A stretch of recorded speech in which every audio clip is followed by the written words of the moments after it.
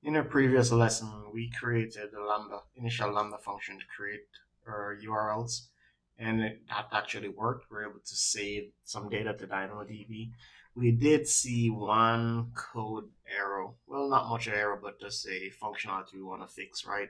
The code or short code that's generated is all in uppercase, and we just need to fix that in our unique code generator function. So if we go back into our Python code, we'll see that we are just using the ASCII string or letters, and we're concatenating that to uppercase and digits. And I think we need to say lowercase instead of ASCII letters. So let's just kind of take a stab at that and then give it a try.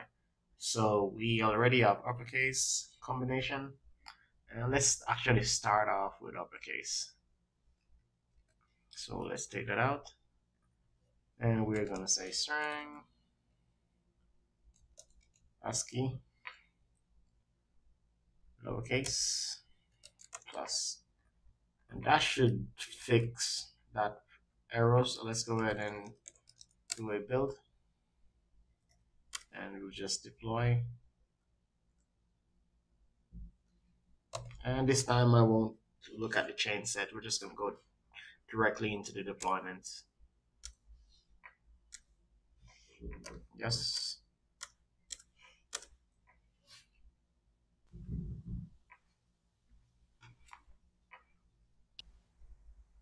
And that's completed. So let's go ahead and test this. And I'm just going to add a new URL. And there we go. So this looks a lot cleaner. And if we check our DynamoDB table, we should see 2 items now, right? So there we go. And we are actually, yeah. So here we go, and we have our unique URL. So that works, and we're gonna build our second lambda function now. Since that works, in this one we'll create a get function so we can do a list of all the URLs that we have. So let's open up our application composer, and I'm just gonna collapse this a bit and close this out, and we're gonna drag over another lambda function. Let's clean this up a bit. And this is really cool, right? You get to see visually the layout of your code. So this will be get URLs, and we're gonna follow the same naming directory name structure, get URLs, Python 3.9. We're gonna use that, and we're gonna say get URLs. And that's pretty much it. And let's just drag this over to a function. Now we need a second endpoint. So let's add a route, and it will be of type get. We just say get URLs. And let's look this up. And let's just make this a little more cleaner. And if we go to our source code, we should now see a get. And sometimes, and this may just, you may not have this problem, but sometimes when you create new functions and change the naming convention, you will be left with this function code here. I oftentimes just delete it. So get URL, and you may manually have to rename this as well.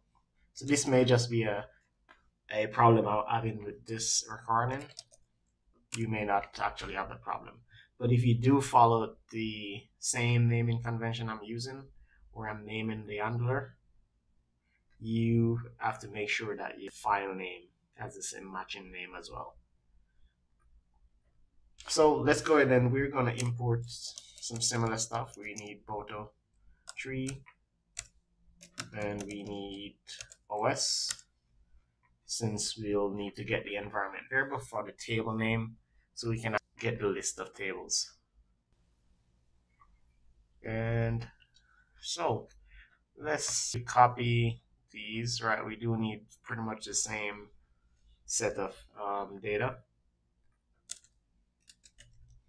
We need a table name, we need a DynamoDB resource, and we need a table of type DynamoDB. So let's go ahead and check that out. So I'm gonna go ahead and remove this so we can start typing out our code. And we're just gonna wrap everything in a try. So let's say response equal table.scan. So there's a few ways of getting data from DynamoDB. There's a query and a scan. A query allows you to look up specific fields, while a scan brings back all the data. Uses a lot more resource, but in this case, we want to see all the data that we're storing. So this is a function, and we're just gonna iterate. So items, call response, and let's get that from the JSON.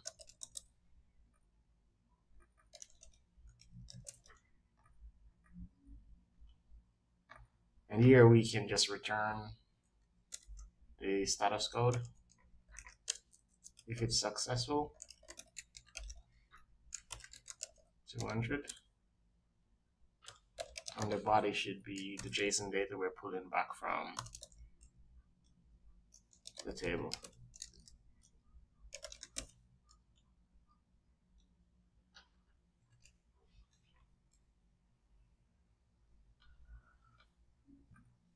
And one thing we need to point out is when you return certain values from DynamoDB that includes number, in this case we're tracking clicks, it will return them as a decimal. So you do need to pass in just a flag so we can account for that. We're gonna say decimal default, and we need to import this as well.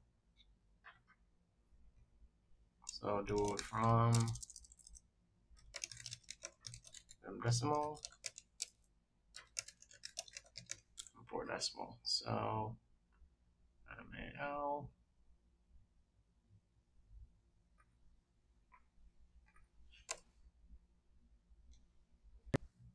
and we're just going to create a function to convert decimal to float. So let's do a def,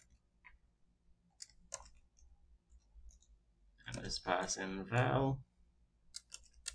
So if this is an instance,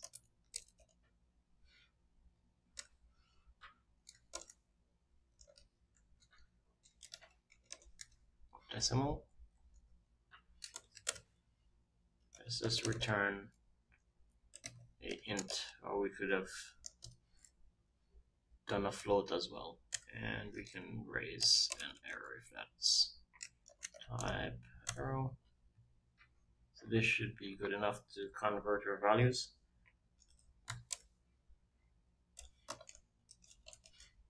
We're just kind of structuring our JSON response here.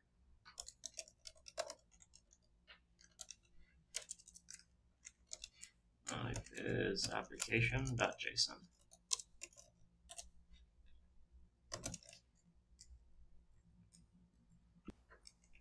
It should be one tab away, so let's do our accept.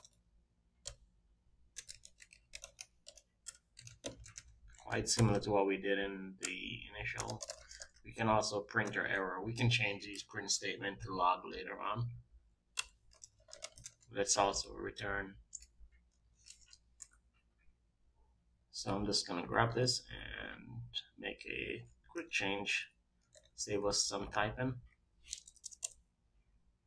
And this will be 404. And let's do a message.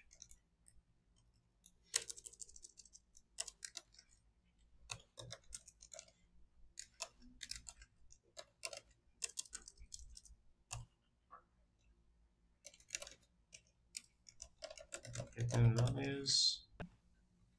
That should wrap up our code. So let's go ahead and do a SAM build.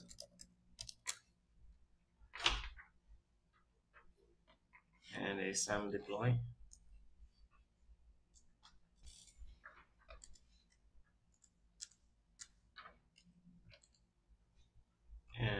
have to confirm for those two functions. And later on up, if we have time, we'll go into we can automate some of this deployment as well.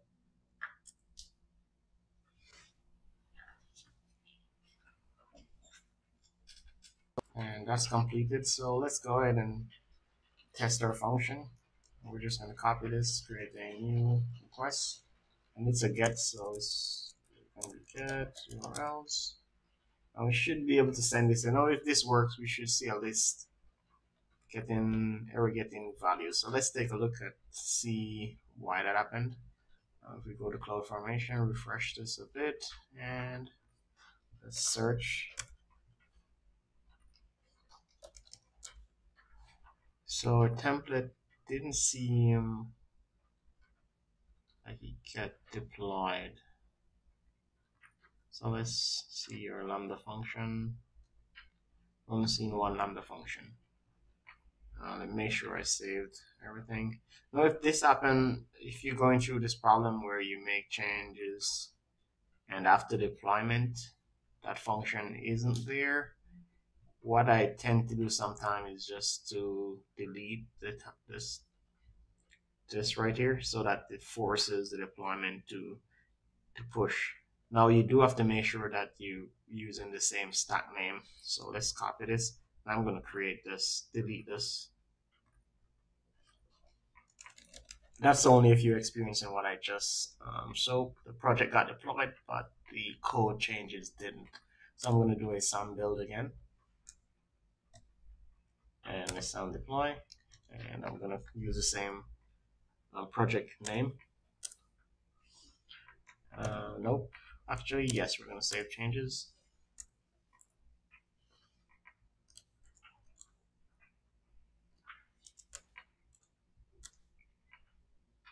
So let's deploy this over again. So let's test this out. And we're getting error getting values. So let's take a look at the error. Let me just open up the function itself. The URLs. Go to monitor. Let's open up .log. And let's see where we messed up with our code. So there is a log. Items, report, items. Okay, so we have some typo. Let's go back to our code and let's take a look. So we have our scan. Actually, that should be capital items. So again, just a minor typo. I'm just gonna build this over.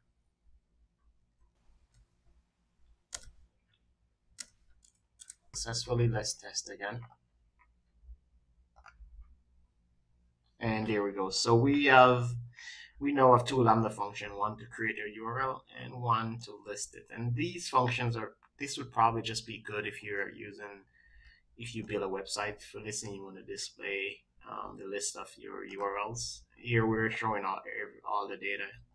We can probably take out the ID. We probably wouldn't be showing that, but just showing you can do a scan again. So in our next lesson, we'll start building out the actual redirect, and that's pretty much the brains of the application itself. And so when a user clicks on this URL, it should take us to the original URL. See you in the next one.